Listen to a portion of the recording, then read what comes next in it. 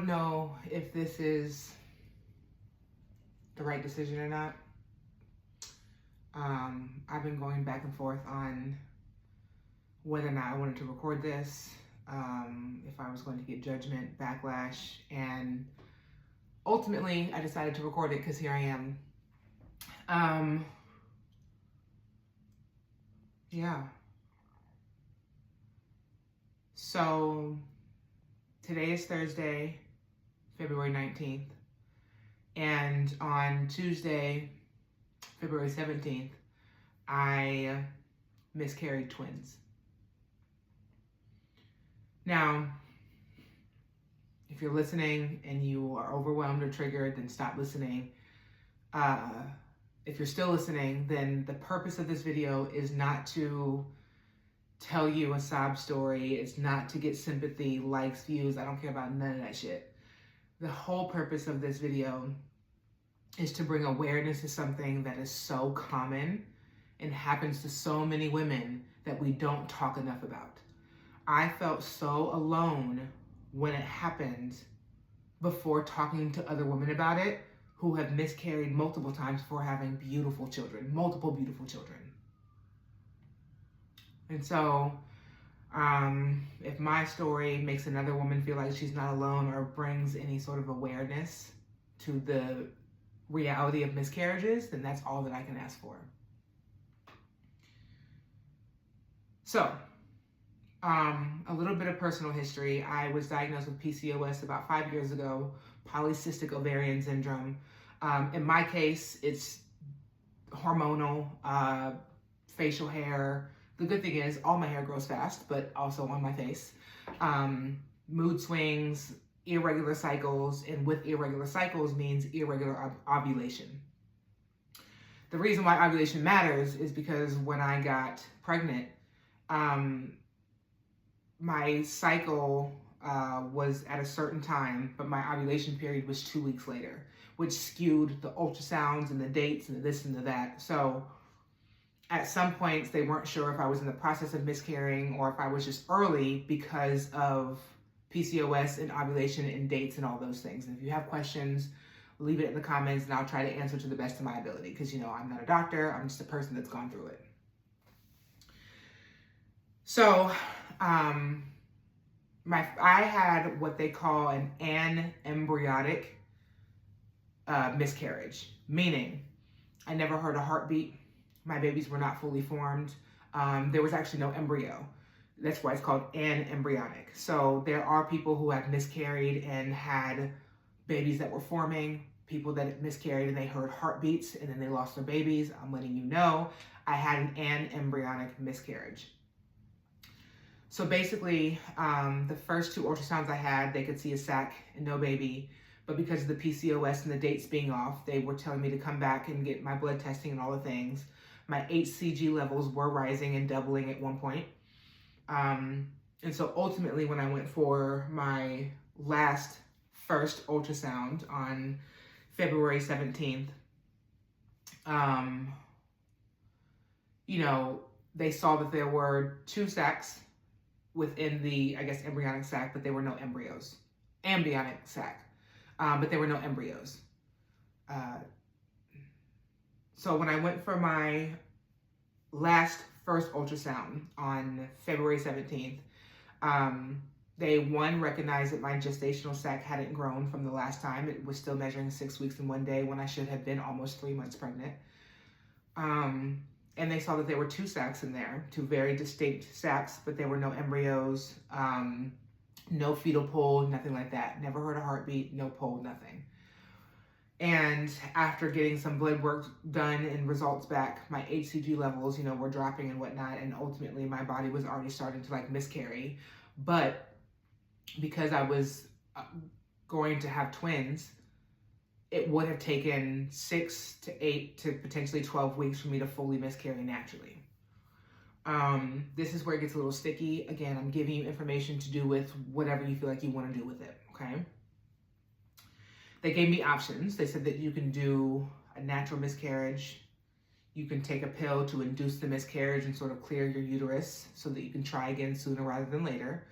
or because of twins and the nature of the pregnancy, then you could do surgery and just rid your uterus of everything and then recover and try again. Now, obviously I'm recording this video 2 days after a miscarriage, so my emotional and physical strength and well-being might be different than somebody else who took weeks after their miscarriage for a number of different reasons. With that being said, I chose to, once they confirmed that the babies were gone, that there's no amount of time that we could wait to see this and see that and all the things, I chose to take the medication that would induce the miscarriage.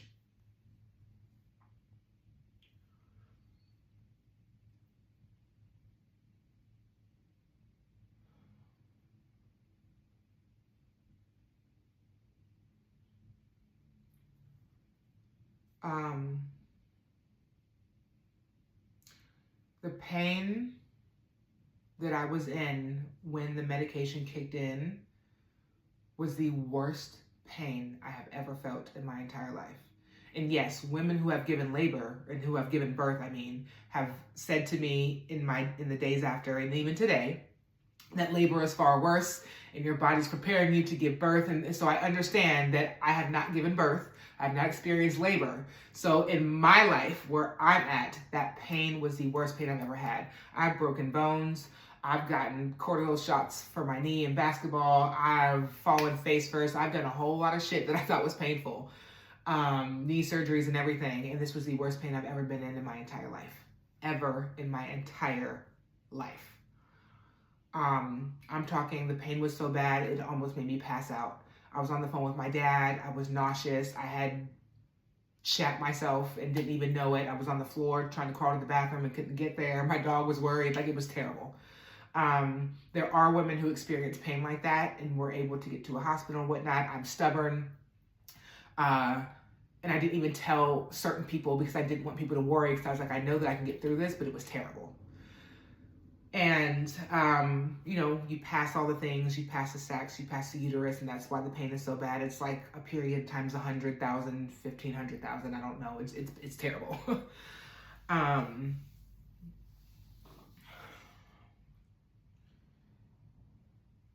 And the emotional pain is probably worse and the thing that lingers the longest.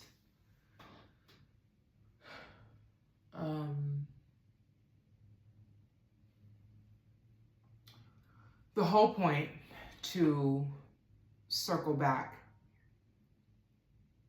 is that the majority of miscarriages are not your fault. It's not the fault of mom, it's not the fault of the dad. Some things just happen, especially embryonic pregnancies. There's no rhyme or reason for it. It just happens. Apparently, according to the doctors, it's more common in a first-time birth, especially a first-time birth with twins. It's more common. I don't know everyone's beliefs or everyone's denominations. I am faithful. I believe in God. I'm not going to throw a Bible at nobody in this video, but I am going to say that I don't know what I was spared from or what my kids were spared from. But I'm grateful that my miscarriage was not as bad as other people's miscarriages. And if you've had one that's worse than this, I am so sorry. I know that there's no amount of words that I can say and no amount of sympathy that I can offer, because it's something that you just have to go through and grieve through and just sort of have to deal with. And I now understand even a fraction of that feeling. But a lot of women don't understand, even before they get pregnant, that miscarriages are common. A lot of women, when they have their first miscarriage, think that they're alone. I've heard women say that they were embarrassed to say that they had a miscarriage before I let them know, because I had told certain people that I was pregnant and whatnot, and they were like, "Oh, I'm not happy it happened to you, but I'm glad that I wasn't the only one." It is very common. The majority of women, they say 20% of pregnancies, not 20% of women, 20% of pregnancies end in a miscarriage or lead to a miscarriage. People have 10 kids and have miscarried at least one. People have 4 kids and have miscarried at least one. I have a friend that has 2 children and had 4 miscarriages before she ever had her 2 kids. It is common. It is not your fault. Ask questions. There are support groups out there. And if you are a leader of a support group or a mommy group or whatever, I know that we don't want to scare people or wish ill on anyone's pregnancy. I understand that. But speaking reality is something that could make a lot of women feel better before they have to feel like they're going through a situation alone. And that is why I wanted to tell my story, because I really felt like I was alone until I wasn't. Until I found out that every female that I value in my friend circle, not every, I'm lying, there's 2 that haven't had miscarriages, but the majority of the females that I value truly with my life in my friend circle, finding out that they had miscarriages before they had their children and had a degree of different issues and in a variety of different miscarriages, some that I heard about them and I was like, that is terrible, awful. And still went on to have successful pregnancies and multiple children, beautiful children. Yeah, we need to talk more about this. And I know how difficult it is, and I know the grief that it can cause, but really, we need to talk more about it.